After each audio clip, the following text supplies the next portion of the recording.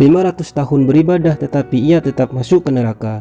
Diriwayatkan dalam kitab Mishkah bahwa malaikat Jibril mendatangi Rasulullah Muhammad, demi zat yang mengutus engkau sebagai nabi, sesungguhnya ada seorang hamba yang menyembah Allah di atas bukit selama 500 tahun. Allah memberikan ia sumber air yang bening di bawahnya gunung dan pohon delima yang setiap hari mengeluarkan buah. Ketika sore hari ia turun ke sumber air untuk berwudu dan mengambil buah delima untuk ia makan.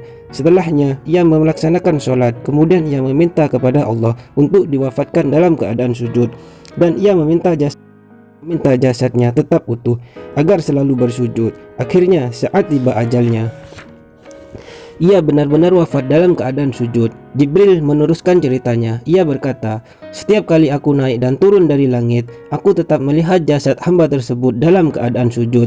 Aku mendapatkan kabar bahwa hamba ini di hari kiamat akan dibangkitkan. Allah berkata kepadanya, wahai para malaikat, masukkanlah hambaku ini ke surga karena rahmatku. Hamba tersebut langsung berkata, wahai Tuhanku, bukankah aku masuk surga karena amal-amal ibadahku selama 500 tahun? Wahai para malaikat, timbanglah amal ibadah hambaku ini dengan nikmat yang kuberikan. Mendengar perintah Allah, malaikat pun langsung menimbang amal ibadah hamba tersebut. Hasilnya, pemberian nikmat Allah yang berupa penglihatan itu saja sudah sama beratnya dengan amal ibadah hamba tersebut selama 500 tahun. Sementara nikmat-nikmat Allah yang diberikan kepada hamba tersebut masih banyak, tidak cukup dibandingkan ibadahnya. Akhirnya Allah berkata, wahai para malaikat, masukkanlah hamba ini ke neraka. Ia pun diseret ke neraka. Ia memanggil-manggil nama Allah, wahai Tuhanku, masukkanlah aku ke surga karena rahmatmu. Sesal hamba tersebut.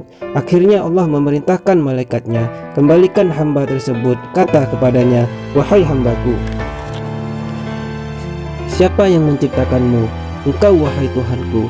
Jawab hamba tersebut, apakah itu karena amalmu? Apa karena rahmatku? Ia menjawab, tentu karena rahmatmu. Allah meneruskan ucapannya, siapa yang membuatmu kuat melaksanakan ibadah 500 tahun? Siapa yang memberikan air saat kau butuh dan memberikan buah delima setiap hari? Padahal engkau tahu bahwa delima hanya mengeluarkan buah dalam 1 tahun sekali. Dan siapakah yang mencabut ruhmu dalam keadaan sujud? Bahwa hamba tersebut menjawab dengan suara yang lirih, engkau wahai Tuhanku. Allah berkata, itu semua karena rahmatku kepadamu. Sebab itulah semua hambaku masuk surga hanya karena rahmatku.